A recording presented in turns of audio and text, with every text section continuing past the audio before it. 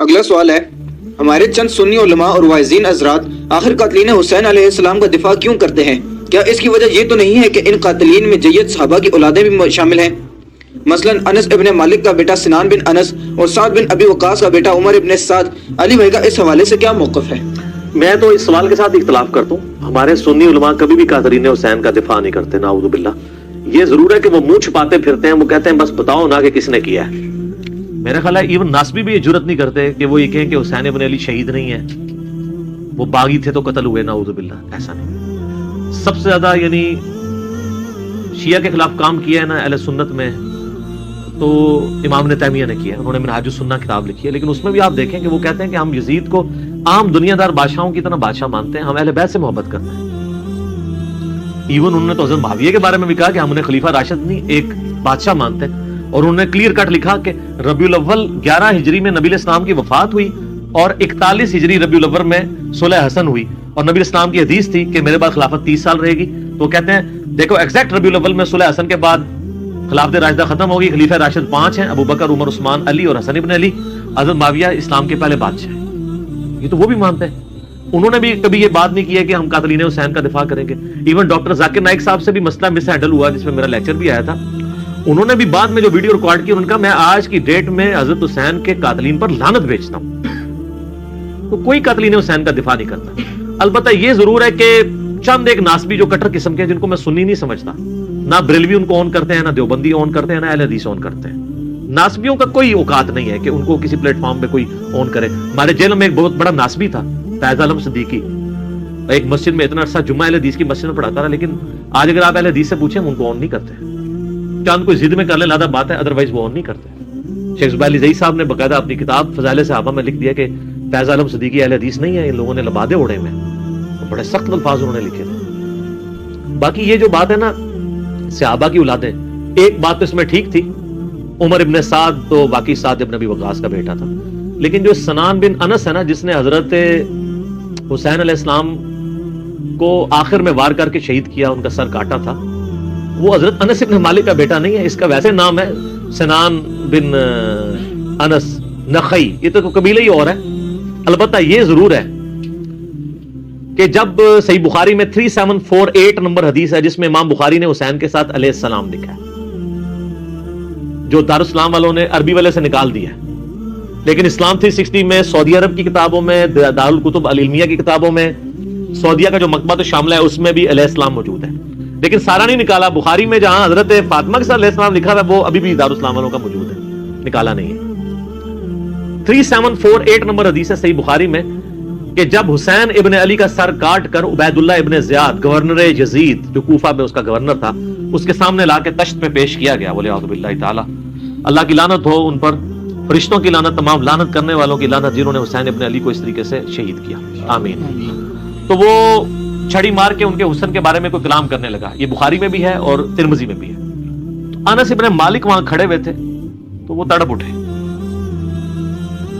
انہوں نے کہا کہ نبی علیہ السلام کے سب سے زیادہ ہم شکل حسین ابن علی تھے، اور بخاری کے الفاظ ہیں 3748، اس وقت حسین علیہ السلام کی داڑھی اور سر میں وسمے سے رنگا گیا تھا، یعنی کالا خضاب لگا ہوا تھا۔ کالا خضاب لگا سکتے ہیں، اس میں میرا کلپ بھی ریکارڈڈ موجود ہے،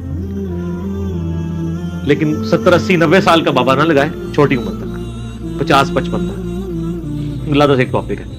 بہرحال اس میں بھی موجود ہے کہ وہ انس ابن مالک وہاں کھڑے تھے، اس کے سے لوگ سمجھتے ہیں شاید سنان بن انس ان کا بیٹا ہوگا، اور انس ابن مالک نے ساتھ ہو کے کام کرایا، ساتھ ہو کے کرایا ہوتا تو وہ عبید اللہ کو ڈانٹتے تو نا کہ تو کیا کر رہا ہے، چھڑی مار رہا ہے۔ باقی لڑ تو سکتے نہیں تھے۔ انس ابن مالک کی اس وقت عمر 100+ تھی، 100+ تو نہیں ہوگی، آلموسٹ آپ سمجھ لیں 60+ تھی، کیونکہ 93 ہجری میں فوت ہوئے ہیں 110 سال کی عمر میں، 70 کے ہوں گے آلموسٹ اس وقت۔ تو بیچارے دل میں ہی اس کو برائی کو برا سمجھ سکتے تھے، جتنا وہ کر سکتے تھے وہ کر دیا، ادروائز وہ مروا دیتے تھے۔ سنان بن انس انس بن مالک کا بیٹا نہیں ہے۔ رہا عمر ابن سعد جو 22,000 کا لشکر لے کے کربلا میں آیا تھا حسین ابن علی کے مقابلے پہ، وہ سعد ابن ابی وقاص کا بیٹا تھا۔ اور آپ دیکھیں عجیب بدقسمتی اس شخص کی کہ سعد ابن ابی وقاص نے ہی وہ پرشین امپائر گرائی ہوئی ہے، عراق، ایران، یہ کوفہ، یہ سارا حضرت سعد نے فتح کیا ہوا ہے، 10 مبشرہ میں سے ہیں۔ اور مولا علی کا قول ہے بخاری اور مسلم دونوں میں کہ میں نے اپنے کانوں سے صرف ایک شخص کے بارے میں رسول اللہ سے سنا ہے کہ میرے باپ اس پہ قربان، اور وہ سعد ابن ابی وقاص ہے. ان کا نام ہے سعد ابن مالک. ابی وقاص ان کے باپ مالک کی کنیت تھی. دونوں نام ایک ہی صحابی کے، سعد ابن ابی وقاص.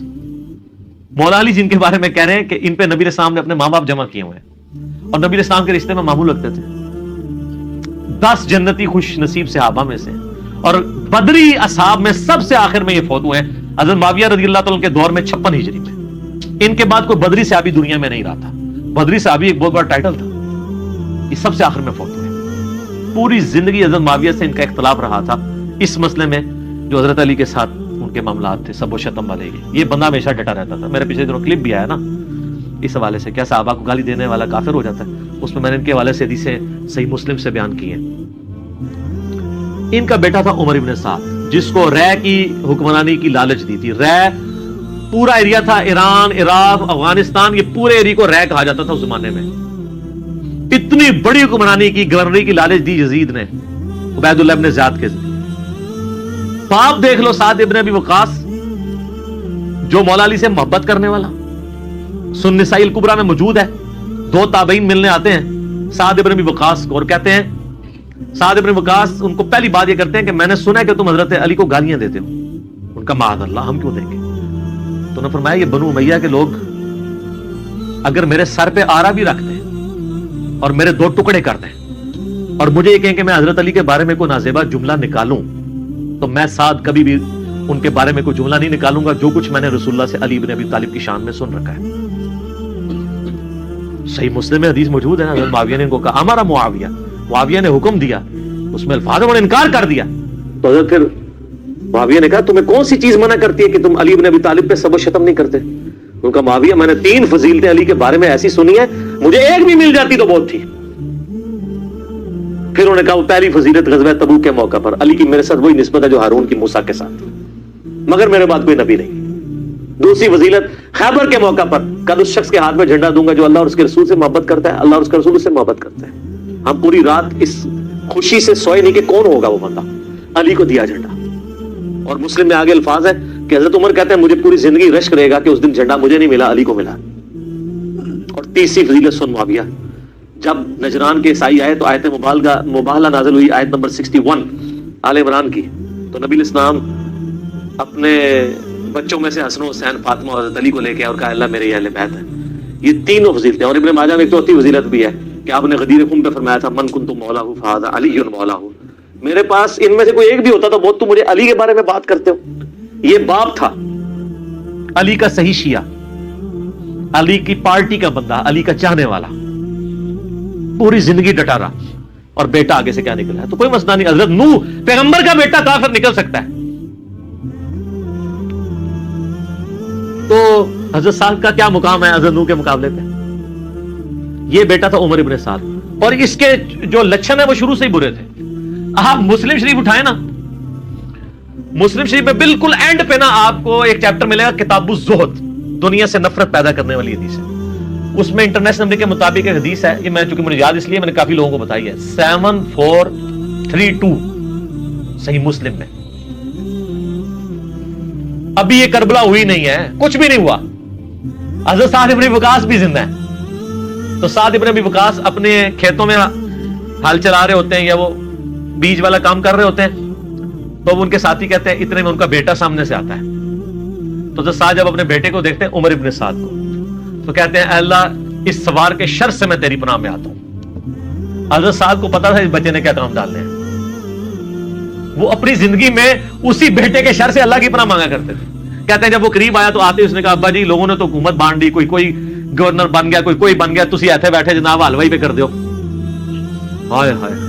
تو حضرت سعد بن وقاص نے اس کے عمر ابن سعد کے نا سینے پہ نا گھونسا مارا اور کہا کہ اللہ تعالیٰ کو پرہیزگار بندہ پسند ہے جو گمنامی کی زندگی میں مر جائے، جسے کوئی جانتا نہ ہو.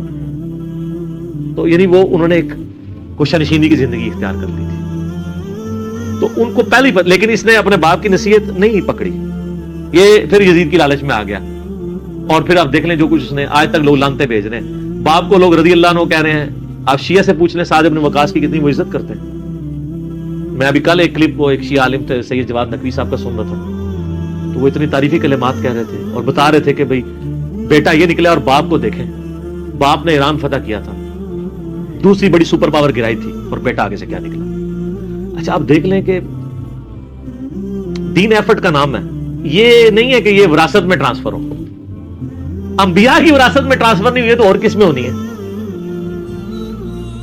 تو اس لیے ہم قطعاً نہیں کرتے، اور اہل سنت کے ہاں کوئی بھی نہیں ہے۔ مفتی منیب صاحب نے اگلے دنوں ایک مس ہینڈل کیا تھا معاملہ، تو پھر بعد میں پورا پرچہ پڑھ کے سنایا انہوں نے، اس پرچے میں تو آلموسٹ انہوں نے یزید کو کافر ہی کہہ دیا ہے، اور پہلے کہہ رہے تھے کہ جی وہ یہ پتہ نہیں کیا، مطلب یہ لوگ ان کے مفادات ہوتے ہیں اپنے، بہرحال جب ان کے سر پہ پڑتی ہے پھر یہ صحیح بات کہتے ہیں، جب سر پہ نہیں پڑتی پھر اور باتیں کرتے ہیں فیم حاصل کرنے کے لیے، الٹا بدنامی ہوتی ہے۔ ٹھیک ہو گئی؟